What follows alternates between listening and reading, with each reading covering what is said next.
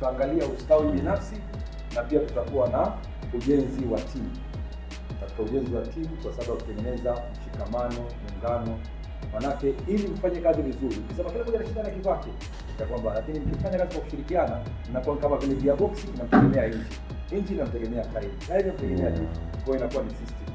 Na njia nzuri ya kufanya hivyo kwenye corporate world ni kupitia team building. Asante sana Coach Ahmed. Naomba kwanza tujipigie makofi kwa sababu tumeinvest muda na effort toka asubuhi. Najua ni rahisi sana kukaa sehemu kuwa entertained, kuangalia comedy au movie. Unaweza kaangalia hata siku 2 na hauchoki.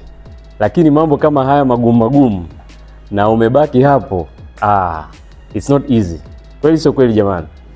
Yeah. So kabla tujaanza session yetu, naomba hizi stick note hii chagua 2 alafu uwapitishe na wengine wapate. Kama hazitotosha kuna nyingine ziko hapa.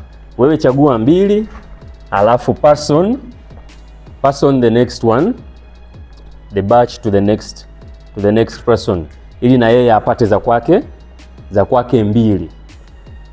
Sasa Coach Ahmed naweza nikasema session yake ilikuwa 80% imetarget organization success kwenye upande wa sales.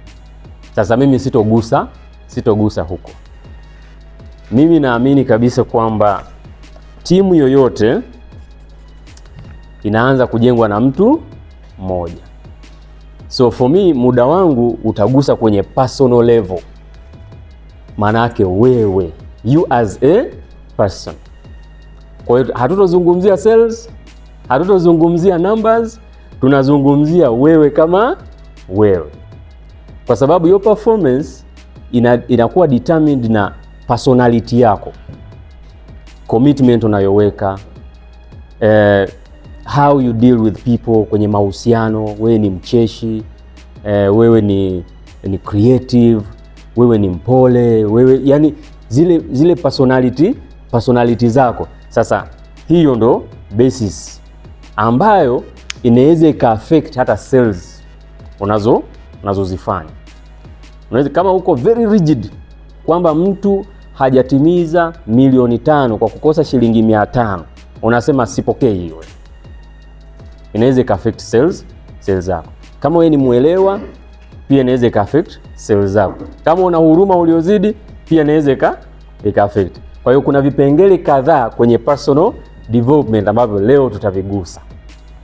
Na tutajipima vitu gani ambavyo wewe uko maybe on a rate of 1 to 10 utakuwa unajirate wewe mwenyewe on a personal level. Sasa personality zetu zimejengwa na mazingira ya aina 2. Mazingira ya kwanza 0 mpaka miaka 7. Wataalamu wanasema, sio mimi, kwamba kuanzia 0 mpaka miaka 7 environment uliokuwa nayo, wazazi, marafiki, pale nyumbani, wamejenga asilimia kubwa ya personality yako au character zako. Then baada ya hapo 7 to now, mazingira ya kazi, mazingira ya shule yameweza kawa yameshape personality yako. Sasa kuna baadhi ya watu ambao wamejengwa na mazingira ya nyumbani, baadaye wakabadilishwa na mazingira ya kazini, shuleni, na unaweza ukakuta mtu alikuwa mkorofi sana akiwa mdogo. Sasa hivi ukikutana naye mpole, mpaka unashangaa huyu ndo alikuwa anapiga wenzake. Inawezekana amebadilishwa na mazingira ya shuleni, nyumbani au kazini.